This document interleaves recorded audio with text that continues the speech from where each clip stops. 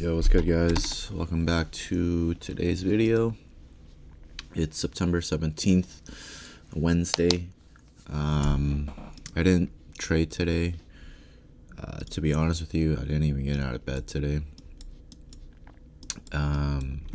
It's great. I went to bed like early too. Like I was like probably passed out by like 10 p.m. So I had my full 8 hours, but I had such a crazy day yesterday. Like I went to the gym, like had a crazy, like I haven't been in the gym in forever. I went 2 days in a row, hit the sauna, golfed. So I was just like pooped.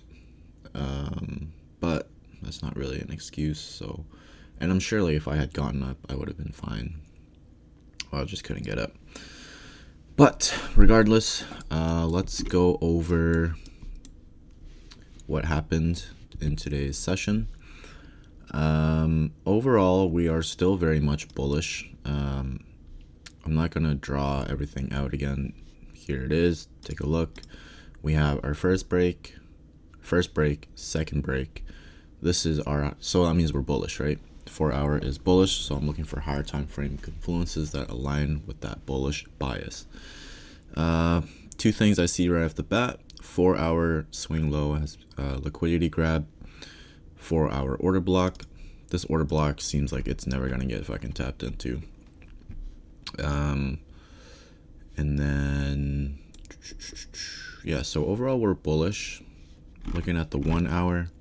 Now, to be fair with you, I was kind of like looking at the charts from my phone, but that's not, I'm like really groggy and stuff like that. Originally, what I was thinking was the 1 hour is bearish, right? So I could potentially look for counter trend trading within this area. But if I'm being honest with you, this is my least favorite counter trend scenario, where it's like 1 hour is bearish and we trade it towards the 4 hour order block. The best counter trend scenarios are 4 hour liquidity and daily liquidity. So this is not a part of my plan. I don't even want to mark it up. Now, what I noticed is after, again, post session, 7 o'clock candle or 6 o'clock candle close, it's now 7 a.m. We do have an internal break here, only 1 hour.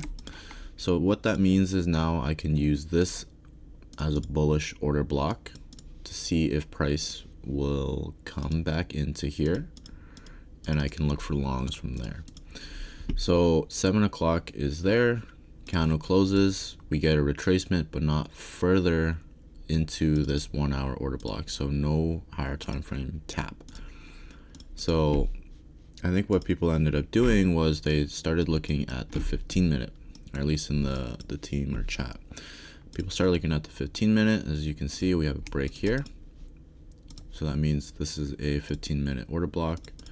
Again, this kind of goes back to last week's lesson where if price is not in a 1 hour or 4 hour order block, I can use the 15. I've never been confident in the 15-minute order block. It just seems like I'd rather wait for the 1 hour. But as you can see, I keep missing out on stuff. So a 15-minute candle closure. That means this order block is valid. It retraces into the order block. Now, this is pretty much the whole setup right here. 5-minute order block was also tapped into, so that's valid right here. Now, a lot of people took this trade in my team, including the mentor, and it did play out. This would have been, I'm pretty sure, I would have done 30 pips. 1 to 2 achieved here. So like 8:45, 1 to 2 achieved. 1 minute EMA entry, I'm pretty sure. Yep. So 8 o'clock, this candle would have brought us in. We would have been in drawdown for a little bit there.